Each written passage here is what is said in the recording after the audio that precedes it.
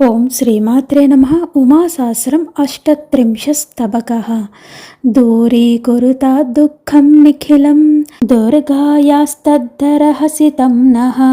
రచితాస్యాంభోమృతాభ్యాం యదఫుల్లేపనమమలం బ్రహ్మాండస్య. జంతౌ జంతౌ భువి ఖేలంతి భూతే భూతేన భసిలసంతి. దేవే దేవే దివి దీప్యంతి పృథగివ పూర్ణా సంవిజ్జయతి. దహర సరోజాద్ ద్విదల సరోజం ద్విదల సరోజాద్ దశశతపత్రం దశశతపత్రాదేహం దేహాత్ సకలం విషయం సంవిద్వ్రజతి. వహ్నిజ్వాలా సమిధమివైషా సకలం దేహం సంవిత్ప్రాప్తా. పృథగివ భూతా వ్యపగత వీర్య భవతి స ధూమా సంసారాయ. త్రాణో భవః సుఖదుఃఖానాం అత్రాహంకృతిరనృత భవతి. అత్రైవేదం సకలం భిన్నం ప్రతిభాసేత ప్రజ్ఞాస్ఖలనే. దశశతపత్రాద్ ద్విదల సరోజం ద్విదల సరోజాద్ దహర సరోజం. అవతరతీషా యేషామేషా తేషామంతర్నిత్యా నిష్ఠా. అథవా దేహాదావృత్తః సన్నన్నత్యామస్యామాసు స్థల్యాం. ఆధారస్థే కులకుండే వా స్థితధీర్నిత్యాం నిష్ఠాం లభతే. దశశతపత్రే శక్తిర్లలితా వ్రజవతీ సా ద్విజల సరోజే. దహరాంబురుహే భద్రకాళీ మూలాధారే భైరవ్యాఖ్యా. ఖేలతి లలితా ద్రవతి స్థానే ఛిన్నగ్రంథి నిరాజత్యైంద్రీ. భద్రకవాటే భద్రకాళీ తపసా జ్వలితే భైరవ్యాఖ్యా. యద్యపి కాళీ వజ్రేశ్వర్యౌ స్యాతాం భిన్నే ఇవ పిండేషు. ఓజస్తత్వాస్యైక్యాదండే నద్వౌ శక్తిర్భేదౌ భవతః.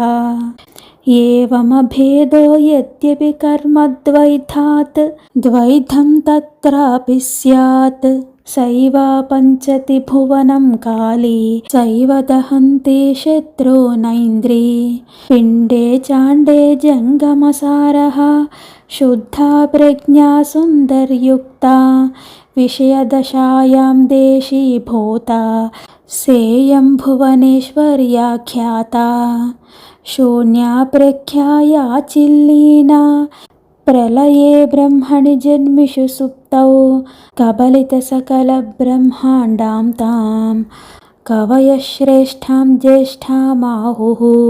నిద్రా విస్మృతి మోహాలస్య ప్రవిభేదైః సా భవమగ్నేషు. ఏషైవాసాద్యుం జానేషు ధ్వస్తవికల్పః కోపి సమాధిః. ఐంద్రియశక్తిర్వ్యక్తా బాలా చేద్ భిన్నే స్యాతాం శీర్షకపాలే.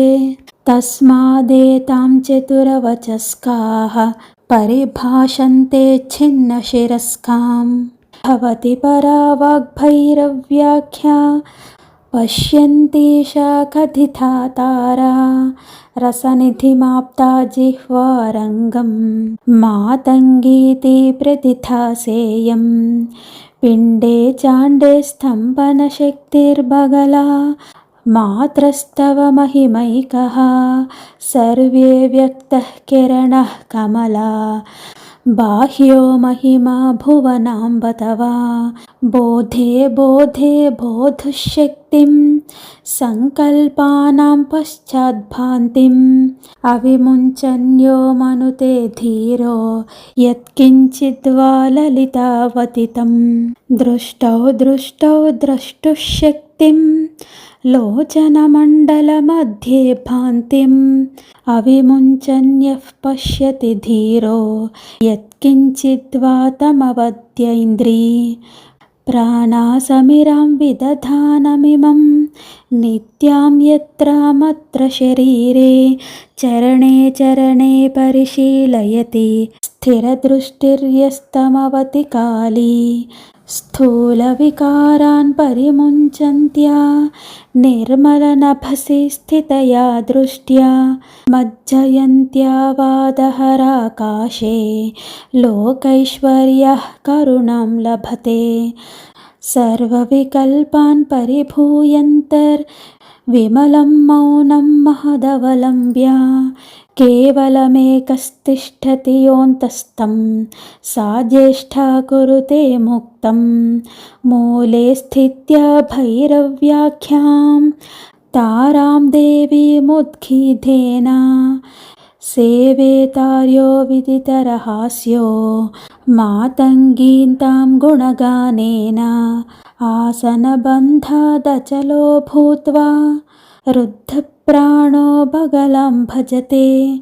अभितो व्याप्तं व्यक्तं तेजः कलयन् कमलाकरुणां लभते एकविदाधो बहुभेदाधो शक्तिरनन्ता परमेशस्य स भजनमार्गं गणपतिमुनिना पादाकुलकैरेवं विवृता इति श्री भगवान् महर्षि रमणान्तेवासिनो वासिष्ठस्य नरसिंहसूनोः गणपतेः कृत उमासहस्रे 38 स्तबकः समाप्तः।